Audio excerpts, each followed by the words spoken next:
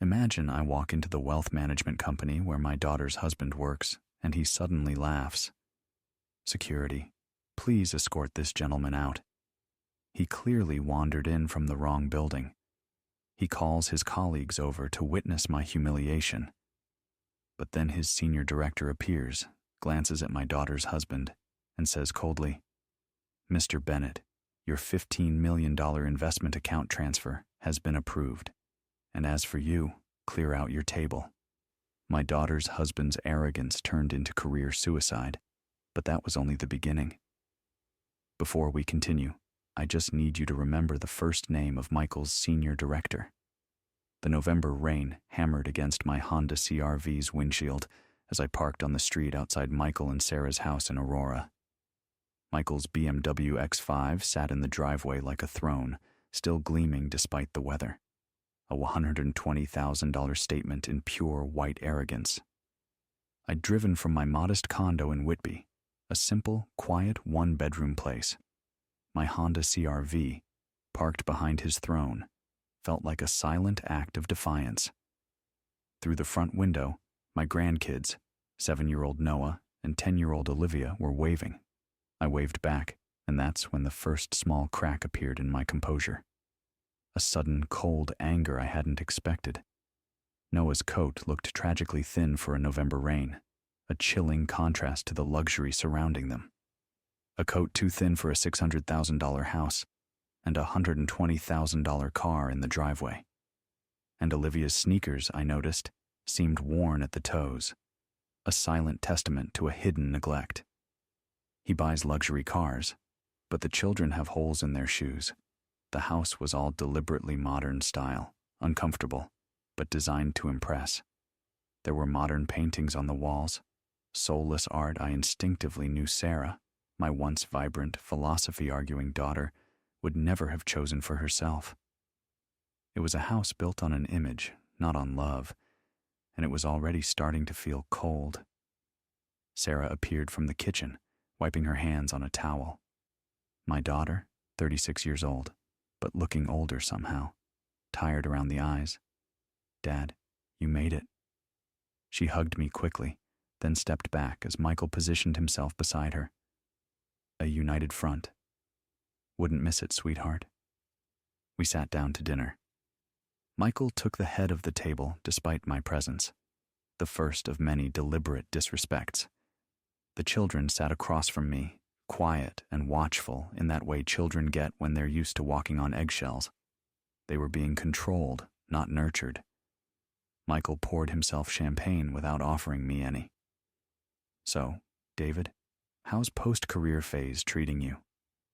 Must be strange after all those years at the factory. I had owned and operated Bennett Timber Processing for 38 years, built it from nothing in 1985, sold it 24 months ago for $31 million, but Michael preferred his version of my history. It bores me. I couldn't do it. A man needs purpose. He cut his steak with precision. Speaking of purpose, did you see the Mercedes outside? GLE 450. Just picked it up last week. Of course, with my position at Sinclair Capital, the firm expects a certain image. Sarah smiled weakly into her champagne glass. "That's quite an investment," I said carefully. "Investment? Exactly right. You understand business, David. Sometimes you need to spend money to make money. Not everyone gets that." He glanced at my plaid shirt. Olivia tried to ask me about my week. Michael talked over her. The GLE has a twin-turbo inline 60 to 100 in 5.5 seconds. Though I don't suppose you'd appreciate that coming from a Honda CR-V, it gets me where I need to go. Practical. That's the word. Practical. He said it like it was a diagnosis. The meal continued in this pattern. Every topic became a referendum on worth and status. When Noah finally managed to ask about fishing, Michael interrupted. "David doesn't have time for hobbies anymore. Post-career phase is expensive, right, David? Fixed income? Have to watch every dollar." I watched Sarah refill his glass before it emptied. It was an automatic, practiced gesture. She had learned his rhythms, the precise cadence of his need. This wasn't the daughter who'd once argued philosophy with me over breakfast, who'd questioned everything, who'd wanted to study environmental science. That memory, bright and sharp, was a cruel visual juxtaposition to the woman sitting opposite me now. She'd met Michael at university, and then slowly, piece by painful piece, she'd become someone else. It was the dual grief of watching my daughter disappear and knowing I had been powerless to stop the transformation. She was still physically there, but the light I remembered was gone, replaced by a constant low-level exhaustion. Actually, I said, I was thinking about Noah's soccer. Sarah mentioned the fees are substantial this year. Noah looked up, hopeful.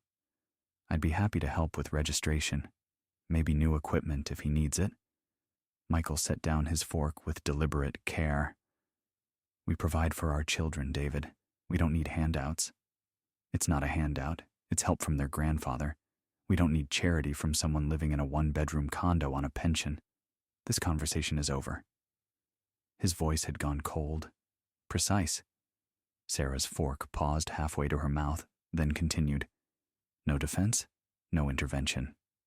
After dinner, I asked to see the children's rooms. Olivia's table had a broken cabinet knob held together with tape. Noah's snow boots, tossed in the closet, had soles separating from the leather, but the master bedroom door stood half open. I glimpsed the queen bed with its pristine white linens, price tags still attached, dangling from the comforter corner. $200.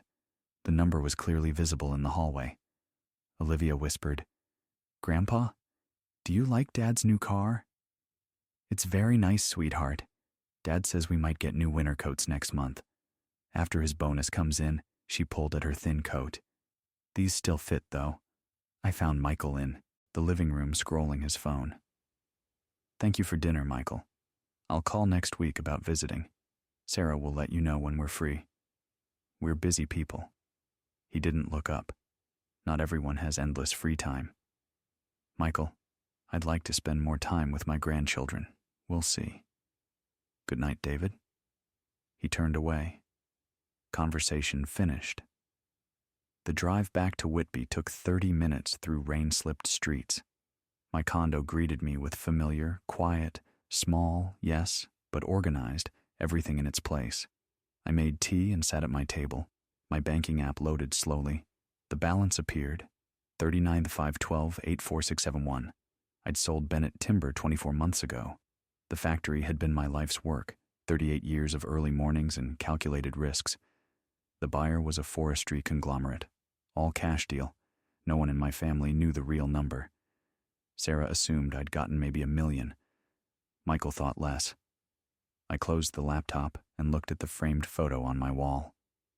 Bennett Timber's opening day in 1985. I was 32 years old, standing beside the first processing line I designed myself, wearing my father's watch, building something real. They thought that made me weak now. Michael saw the modest condo and assumed poverty. Sarah had stopped asking about my finances years ago. I opened a fresh document, titled it Family Observations, November 2024. Began typing children's clothing conditions, luxury bedroom purchases, Michael's spending patterns, the Mercedes timing. Tomorrow, I decided I'd start watching more carefully, not with anger. That would cloud judgment, with precision. The way I'd analyzed market trends and supplier contracts for 4 decades. Michael had made a miscalculation. He'd assumed I was finished, powerless, irrelevant. I saved the document, created a password-protected folder, and went to bed. 3 days later, I sat at my laptop while morning light stretched across the screen. Coffee beside me had gone cold. I'd been researching private detectives in the Greater Toronto area since 6 a.m., reading reviews, checking licenses, cross-referencing complaint databases. I narrowed the list to 3 candidates. The first 2 felt wrong, too eager or too expensive. But the third, Mark Thompson, agreed to meet me that afternoon at a coffee shop in Mississauga. He arrived precisely on time. Mid-50s, gray hair, neat but not expensive clothes, ordered black coffee, and sat without preamble. You said this was family-related. I need information about my daughter's husband. His behavior's changed. My daughter seems different. I need facts. What concerns you specifically? He's spending beyond his means, flaunting wealth while his children wear worn clothes. Either he's hiding income or hiding liabilities. Thompson pulled out a notepad. 2 weeks. Full monitoring and profile review. $4,500. I'll need his schedule. Vehicle details. Workplace. I'd prepared everything. Wrote it out the night before. Michael's work hours at Sinclair Capital. The Mercedes license plate. His typical routine. I slid the paper across the table. I'll pay half now, half on delivery. I want daily updates. Nothing in writing until final report. Cash preferred for deposit. I handed him a packet containing $3,600. We shook hands. He left first. The days crawled. Thompson sent brief texts. Subject at workplace. Lunch meeting observed. Evening routine monitored. 10 days after hiring him, Thompson called. We should meet. Same location. 2 p.m. The folder he slid across the table was thick. Photographs, time-stamped, showing Michael with a younger woman, mid-20s, professionally dressed, 3 different cafes, 2 motels, his hand on her lower back, her fingers touching his arm. Her name's Lauren Brooks, junior analyst at his firm. Based on patterns, I'd estimate 9 months. I studied each photograph methodically. Your certain photographs don't lie. Cafes, The Chase, Scaramouche, Keene, motels, Ritz-Carlton twice, Shangri-La once. He uses a credit card she doesn't see. Different from family purchases. Thompson produced a second set of documents. Profile review revealed private borrowings under his name only. Approximately $105,000 borrowed in the past year across 4 lenders, credit cards maxed. Combined with your daughter's home loan and auto financing, total family liabilities around $605,000. I absorbed this carefully. Does Sarah know? Nothing in joint accounts reflects them. He's managing payments separately, which means hidden income, or he's robbing Peter to pay Paul. Assessment. Man's living beyond his means to support 2 lifestyles. The math doesn't work long term. One missed payment, and it collapses. I paid him the remaining $3,100. Drove home with the folder on my passenger seat, but I needed first-hand confirmation. The following Tuesday, I positioned myself at a bistro counter Thompson had documented. Arrived at 11:30, ordered coffee, took a seat with a reflection view of the dining room. Michael arrived at 12:15 with Lauren laughing, his hand on her lower back. Same possessive gesture he used with Sarah. He pulled out her chair, ordered champagne without checking prices. I photographed them through my phone's camera. One image captured his marriage band, clearly visible, while his fingers interchampagned with hers across the white linen. The champagne he ordered cost $120. I saw the Sears presentation. This was a man drowning his family in liabilities for ego and an affair. I left before they noticed. That evening, I spread everything across my kitchen table. The investigators' reports, my own surveillance photographs, the financial data I'd compiled, all of it laid bare. I built a meticulous chronology. Affair began 9 months ago. Liabilities accelerated 4 months ago. The Mercedes purchased 1 month ago. The pattern wasn't just recklessness. It was mathematical. The slow-motion collapse of a carefully constructed facade. I researched Apex Wealth Advisors thoroughly, their reputation for high-end discretion, and that's where the strategy took shape. They specialized in accounts with a minimum investment of $10 million. What if a new investor wanted to transfer a substantial account? What if that investor insisted on working directly with senior management for discretion? The question hung in the air of my quiet condo, a whispered call to adventure. What if that investor was me? Michael had taught me everything I needed to know about image. I needed to know that you, the listener, understand the difference between net worth and image. If you do, double tap the like button on the screen now. Now, I was going to use my true net worth to strategically dismantle his. I began drafting a message to Edward Sinclair, founding partner.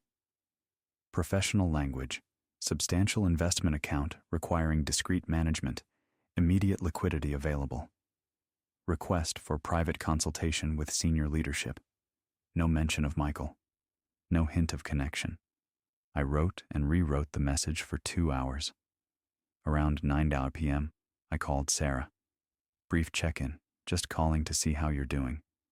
Her voice sounded distant. Fine, Dad. Busy with the kids' schedules. Everything okay? You seem stressed. The defensiveness came immediately. Everything's fine. Michael is working hard. We're fine. If you ever need anything, I have to go. Talk soon. She hung up. I sat in the darkness, only my laptop's glow illuminating the table. The message to Edward Sinclair was complete, unsent. I'd wait until morning, make it look like an early business inquiry from someone starting their day with purpose. On my table, I arranged the materials. Thompson's final report, my supplementary photographs, financial analysis, firm research. Beside them, I placed a handwritten list titled Objectives. 3 items. 1. Expose Michael professionally. 2. Protect Sarah and grandchildren, financially. 3. Ensure grandchildren's future, not revenge. Stratege. I saved everything to an encrypted folder, then created a physical backup in the locked drawer where I kept my father's watch and my business sale documents. Tomorrow morning, I'd send the message. Timing mattered in business, always had. My finger hovered over the trackpad, then moved, not to send, but to save draft. I'd spent 38 years building a business, learning the brutal, necessary lesson of patience. Another 12 hours wouldn't matter. The foundation was laid, the research complete, the approach mapped. The cursor's glow was the only light in the room, illuminating my objectives. 1. Expose Michael professionally. 2. Protect Sarah and the grandchildren financially. 3. Ensure the grandchildren's future. Not revenge. Strategy. Michael thought he knew who I was, retired, diminished, irrelevant. He was about to learn the cold, hard difference between downsizing and strategic positioning. The cursor hovered over the contact form on Sinclair Capital's website. Wednesday morning, 9:17. I'd composed the message 3 times, refining each word. I typed the name into the form, David Bennett. The message address I'd created yesterday loaded automatically. Subject line: Investment Account Management Inquiry, $15 million transfer. The message referenced interest in discretionary wealth management, mentioned recent business sale proceeds, emphasized need for confidential handling, no mention of Michael, no hint of family connection. I read it 3 times, checking for identifying details. Satisfied, I moved the cursor to send the message wooed away. First move made. The response came at 2:43 that afternoon. Edward Sinclair himself, not a sales associate. Yes, they managed investment accounts of this magnitude. Sinclair included his direct office line, suggested a private consultation away from typical investor meetings for individuals who preferred discretion. I read between the lines easily. Sinclair recognized serious money, wanted to handle this personally, which meant bypassing the regular staff structure entirely, bypassing Michael completely. Perfect. I waited 2 hours before responding. Couldn't seem too eager. My reply was brief. Preferred meeting with senior management directly. Available this week. Cash position ready for immediate transfer. His response arrived within 30 minutes. Tomorrow afternoon, private office meeting. Bring identification for paperwork preparation. I spent the evening preparing, visited my bank, obtained a certified check for $2 million, made out to Apex Wealth Advisors, purchased a leather investment account, selected tomorrow's clothing, smart casual, neat, but not flashy. Thursday afternoon, I drove to the firm's office tower in downtown Toronto, parked 2 blocks away in a public garage. Didn't want my Honda CR-V visible yet. The walk took 8 minutes. I entered through the main lobby. The front desk clerk expected me, smiled professionally, escorted me directly to Sinclair's office on the 28th floor. The space overlooked the city through floor-to-ceiling glass. Sinclair rose to greet me. Firm handshake, offered coffee, gestured to leather chairs. Through the glass partition, I could see the main office floor. See Michael at his table talking on the phone, gesturing confident in his element. Sinclair began the standard wealth management pitch. I interrupted politely. Mr. Sinclair, I've done my research. Your firm's been managing high net worth investment accounts for 28 years. I'm prepared to make this simple for both of us. His eyebrows rose slightly. You've done your homework. I reached inside my coat, removed the packet, not fumbling, deliberately prepared, slid it across his table. I'm prepared to transfer $2 million today as initial deposit, remaining $13 million within 30 days, but I have conditions. Sinclair opened the packet, examined the certified check. His expression shifted. This wasn't theoretical anymore. I'm listening. First, this arrangement stays between us until the full transfer is complete.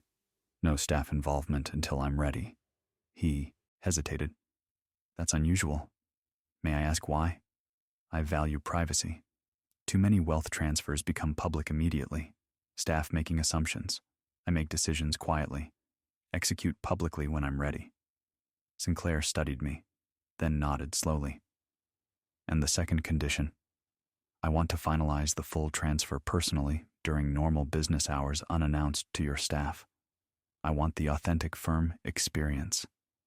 His expression suggested confusion, but he was looking at $15 million in new assets under management, substantial fees that can be arranged. We spent 50 minutes on paperwork, initialing forms, reviewing account structure, chronology, 4 weeks for complete transfer, mid-December finalization. As the meeting concluded, conversation turned casual. Sinclair mentioned pride in his team, their professionalism. I kept my voice carefully off and excellent operation. My daughter's husband works here, actually, Michael Brooks. Sinclair's expression shifted. Recognition, then careful neutrality. Michael. Yes, he's one of our investment advisors. Your family by marriage. We don't discuss business much. I prefer keeping family and finances separate. I'm sure you understand. I see. I stood gathering my investment account. It'll be interesting to see his reaction when I finalize the transfer. I haven't mentioned my interest in investment account management to family. Should be quite a surprise. Sinclair's face suggested he was beginning to understand this wasn't a simple transaction, but the contract was signed, deposit made, money secured. He extended his hand. We'll call you 72 hours before finalization. I left through the main lobby, walked back to the parking garage at a measured pace. Only when I was seated alone in the Honda CR-V did I allow the tension to release from my shoulders. 6 weeks until Michael discovered his father-in-law wasn't a powerless retiree living on scraps. 6 weeks until the truth became visible. The phone rang at 10:12 Thursday morning. Edward Sinclair's voice, professional and measured. Mr. Taylor, your account transfer is complete. When would you like to finalize the paperwork? I glanced at the clock. I'll be there within the hour. Excellent. Everything is prepared. After hanging up, I moved through my preparation with deliberate care, removed my decent watch, replaced it with a cheap digital one, selected my oldest khakis, a faded work coat, scuffed boots, studied myself in the reflection. Perfect image of a modest retiree. Exactly what Michael expected. Exactly what would make the contrast devastating. The drive to downtown Toronto took 50 minutes. I pulled the Honda CR-V into the visitor parking, no longer hiding, parking prominently near the entrance. Through the glass walls, I spotted Michael near the meeting room area, mid-con conversation with investors, gesturing with practiced enthusiasm. I entered through the main entrance. The front desk clerk looked up with a professional smile, started to greet me. I walked past her, toward the lift bank. Michael glanced over mid-sentence with his investors, did a visible double take. His expression shifted. Confusion, then irritation, then something like encounter-harassment. I stepped into the lift, pressed 23. When the doors opened, I walked directly to Sinclair's office. The glass-walled meeting room beside it was visible to the entire floor. Sinclair stood. "Mr. Taylor, right on time. Please, let's finalize everything." He led me into the meeting room, glass walls visible to everyone. Michael had followed, stood near the doorway, watching with growing confusion. Sinclair spread documents across the table. $15 million investment account transfer, all documentation prepared. "If you'll just review and sign here." Michael's face drained of color. Sinclair continued, addressing me, but speaking loudly enough for Michael to hear. "Your account will be managed at our elite level. Direct access to senior partnership periodic assessments." I began signing documents one after another. Michael stepped closer. "David, what are you doing here?" I looked up, expression neutral, finalizing my investment account transfer. "You're what?" Sinclair intervened smoothly. "Mr. Taylor is transferring $15 million to our management, one of our most substantial new investors this quarter." Michael's mouth opened, closed, opened again. Other staff members were beginning to notice. Conversations quieting. Attention shifting. 15 million. Michael's voice came out strangled. "You don't have 15 million. You live in a one-bedroom condo. You drive a Honda CR-V?" "I do live in a one-bedroom condo," I said calmly. "And I do drive a Honda CR-V. Neither of those facts has anything to do with my net worth." Sinclair's expression suggested he was piecing together the family dynamics. "Mr. Brooks, perhaps we should discuss this privately." But Michael wasn't listening. His voice rose. "This is impossible. You worked at a factory. You're on a pension." "I own the factory," I corrected quietly. "Sold it 24 months ago for $31 million. The office had gone completely silent now, every employee watching. Michael spun toward Sinclair. "There must be some mistake. This is my father-in-law. He's one of our most valued investors." Sinclair finished coldly. "And you're currently disrupting a confidential account finalization." I continued signing documents. Hands steady. Michael's face cycled through emotions. Shock, disbelief, then something uglier. Calculation. "David, we should talk. Family should discuss these things. Maybe I could help manage." "No," I said simply. "But I'm family. I could advise." "You've given me plenty of advice, Michael, about my condo, my car, my fixed income. I don't require any additional guidance." Sinclair's jaw tightened. He was beginning to understand the fuller picture. Michael tried a different approach, voice softer, almost pleading the children. "Sarah, we could use—" I set down the pen, looked at him directly. "The children need winter coats. Sarah needs a husband who doesn't spend $125,000 on a car while his daughter's sneakers have holes. Those would be more useful than your financial advice." Someone in the office coughed. Uncomfortable silence. Michael's face flushed dark red. "You have no right." "I have every right," I said quietly. "I'm their grandfather, and I'm done watching you prioritize status over their basic needs." I turned to Sinclair. "Are we finished?" "Just one more signature." He slid the final document across. I signed, dated, pushed it back. Sinclair gathered the papers. "Welcome to Sinclair Capital, Mr. Taylor. We'll schedule your first quarterly review for March." He stood, extended his hand. We shook. Then Sinclair turned to Michael. "My office." Now Michael's face showed dawning horror. I gathered my investment account, walked toward the lift without looking back. Behind me, I heard Sinclair's voice, cold, professional. "Mr. Brooks, your employment is terminated effective immediately. HR will contact you about your final paycheck." The lift doors closed on Michael's stricken face. From the parking garage, I sat in the Honda CR-V for 3 full minutes, processing what I'd set in motion. Then I drove to Sarah's house. The Mercedes still sat in the driveway. For now, Sarah answered the door, confused. "Dad, what are you doing here?" "It's Thursday afternoon. We need to talk, sweetheart. Can I come in?"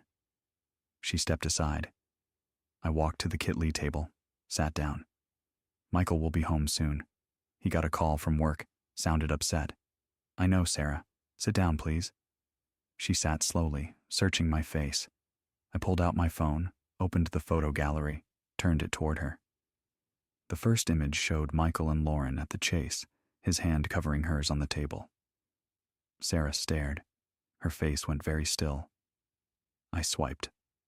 Another photo. Another bistro. His arm around Lauren's shoulders. How long? Her voice was scarcely audible. About 9 months. That's Lauren Brooks. She works at his firm. I swiped again. Hotel entrance. Timestamp visible. Sarah's hands trembled. She pulled the phone closer. Swiped through more images herself. I hired a researcher. I said quietly. I'm sorry, but I needed you to see the truth. You spied on my husband. I documented his behavior. There's a difference. She looked up, eyes wet. Why? Why would you do this? Because you're my daughter. Because those children deserve better. Because I watched you disappear piece by piece for 3 years, and I couldn't stay silent anymore. I pulled out the banking records, laid them on the table. He's borrowed $105,000 without your knowledge. Private borrowings, credit cards you've never seen. Your family's total liabilities is $605,000. He's been spending on her while telling you the children's coats could wait. Sarah stared at the papers, numbers, dates, accounts she'd never known existed. This morning, I continued. I transferred $15 million to Sinclair Capital. Michael found out when I finalized the paperwork in front of his entire office. He was fired. Her head snapped up. You what? I didn't get him fired. His behavior did that. I simply stopped pretending to be what he thought I was. You've been rich this whole time. I sold my business 24 months ago. $31 million. I've been living modestly by choice. Michael made assumptions. I let him. Sarah's face crumbled. You let us think you were struggling. You let him mock you. I needed to see who he really was, who you'd become with him. I needed you to see it too. She stood abruptly. Paced the Kit Lee. This is too much. I can't process this. The front door opened. Michael appeared, carrying a cardboard box, tie loosened, face still flushed. He saw me, stopped. You, he said, voice shaking. You destroyed my career. No, I said calmly. You destroyed your career. I just provided the setting. He turned to Sarah. Did he tell you? Did he tell you what he did? He showed me the photographs, she said quietly, of you and Lauren. Michael's face went pale. That's not. Those are out of context. 9 months, Sarah said.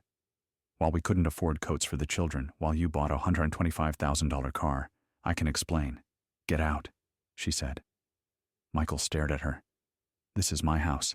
It's our house, and I want you to leave now. He looked at me back at Sarah. You're choosing him over me. After what he did, I'm choosing truth over lies. I'm choosing my children over your ego. Leave. Michael stood frozen. Then he grabbed his car keys from the counter, walked out without another word. The Mercedes roared to life in the driveway, reversed too fast, sped away down the street. Sarah sank into a chair, put her face in her hands. I moved around the table, put my hand on her shoulder. I know this hurts, sweetheart, but you and the children will be okay. I promise. She looked up, tears streaming. How? How will we be okay? Because you're stronger than you think, and because I'm here, not to control, not to fix everything, but to support you while you rebuild. She cried for a long time. I stayed beside her. Eventually, she wiped her eyes. The children will be home from school in an hour. What do you want to tell them? The truth or a version they can understand that Dad made some bad choices, that Grandpa's helping us figure things out. That sounds right. She looked at me. Really? Looked. You really have $31 million. I do. And you've been living in that tiny condo by choice. After your mother died, I realized stuff doesn't matter much. People do. Making an impact does. The money's a tool, not the point. I don't know how to feel about any of this. That's okay. You don't have to know right now. Just know that you're not alone. 6 weeks later, I sat in the family hearing room in Georgetown. Sarah at the plaintiff's table with her attorney, Jennifer Lee. Across the aisle, Michael in a borrowed blazer beside a court-appointed representative. He tried hiring counsel. Couldn't afford it. The separation hearings had moved quickly. Evidence was overwhelming. Adultery, financial deception, hidden liabilities. Magistrate Taylor reviewed the documents. This is remarkably straightforward given the circumstances. Jennifer stood. Your Honor, my investor seeks primary custody, child support proportional to respondent's current income, and equitable division of assets excluding respondent's undisclosed liabilities. Michael's representative stood. Your Honor, my investor requests shared custody and disputes the asset division. Magistrate Taylor looked skeptical. On what grounds? My investor believes external influence from the maternal grandfather has unfairly stopped. Magistrate Taylor held up a hand. Unless you can demonstrate that Mr. David Bennett's financial support constitutes marital property, his involvement is irrelevant to these proceedings. She reviewed the documents again. Primary custody to petitioner Sarah Brooks. Respondent granted standard visitation. Child support set at $2,400 monthly based on respondent's current income. Marital home awarded to petitioner. Respondent's separate liabilities remain his sole responsibility. The gavel fell outside the courthouse. Sarah stood in December sunlight. First time I'd seen her truly smile in months. It's over, she said. The legal part is. The rest takes time. Thank you, Dad, for everything. You did this, sweetheart. You made the hard choice. I just provided information. She hugged me properly, not the quick, obligatory hugs from before. 3 months later, I stood in Sarah's house helping Noah with homework at the Kit Lee table. Olivia sat nearby working on a science project. The house felt different now, lighter. Sarah had rearranged decor, painted walls, made it hers. She'd gotten a job at an environmental consulting firm, started building the career she'd set aside years ago. The children wore new winter coats, proper boots, not because I'd bought them, because Sarah had with her own money. Pride in every purchase. Grandpa, Noah said, can you explain this math problem? Let's look at it together. We worked through it, not doing it for him, guiding him to the answer himself. Sarah came home at 5:30, smiled seeing us at the table. How was work? I asked. Good, really good. I'm working on a watershed restoration project using my degree finally. That's wonderful. After dinner, after the children went to play, Sarah and I sat with tea. I've been thinking, she said, about everything that happened. Part of me wishes you'd told me sooner. About the money, about what you knew. I understand that, but another part understands why you didn't. I wouldn't have believed you. I'd have defended him. Told you it was fine. Maybe. Dad, did you ever worry you went too far setting up that whole thing at his office? I considered the question carefully. Yes. Sometimes I wonder if I could have handled it differently. But Michael needed to face consequences publicly. Private confrontation wouldn't have ended his behavior. It was humiliating for him. It was, and that troubles me. But Sarah, he was humiliating you, privately every day, making you feel small, making you question your worth. Sometimes breaking one person's pride is necessary to restore another person's dignity. She nodded slowly. I've been thinking about Mom. What she would have said about all this. Your mother would have been proud of you for leaving, for rebuilding. She never tolerated disrespect. She would have hit him with a frying pan probably. We both laughed. First real laugh I'd heard from her in years. The children seem happier, I observed. They are. It's strange. They miss Michael, but they're lighter, less tense. They don't walk on eggshells anymore. That's good. Dad, can I ask you something? Always. The The $15 million at Sinclair Capital. Is that real? Or was it just for show? It's real. Properly invested, diversified investment account, periodic assessments. Why keep it there? Why not move it after everything? Because Edward Sinclair runs a good firm. And because Michael no longer works there to feel uncomfortable, why let his mistakes dictate my financial decisions? She smiled. That's very practical of you. I'm a practical man. Always have been. Later, driving home to Whitby, I thought about the past 4 months. The investigation, the confrontation, the divorce, the rebuilding. Had I gone too far? Maybe. Could I have handled it with more grace? Probably. But as a father, a grandfather, and now, simply David, I knew I had chosen the necessary path to protection. Justice, I realized, isn't always a clean, sanitized transaction. Sometimes, it is the deliberate, painful act of tearing down a toxic structure so something real can finally grow in its place. The money, all $31 million of it, was just a tool. The true wealth was the laughter I heard earlier, light and free, not walking on eggshells anymore. It was seeing Sarah, my daughter, standing taller, building a life not based on Michael's image, but on her own long-forgotten truth. That kind of genuine restoration is priceless. I opened my laptop, not to tally profits, but to research trust structures for Noah and Olivia. This money wasn't for me. It was a foundation for their future, a promise that their dignity would always be prioritized. Then my phone buzzed. A text from Sarah. Thank you for being patient with me. Thank you for not giving up. I love you, Dad. I typed back, I love you too, sweetheart. Always. And I set the phone down. The greatest lesson we can ever learn is that vulnerability is not weakness, and silence is not always strength.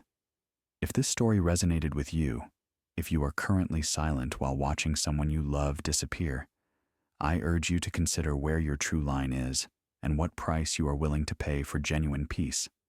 The task is complete, family restored, future secured. The quiet dignity of a well-used life will always outweigh the loudest arrogance.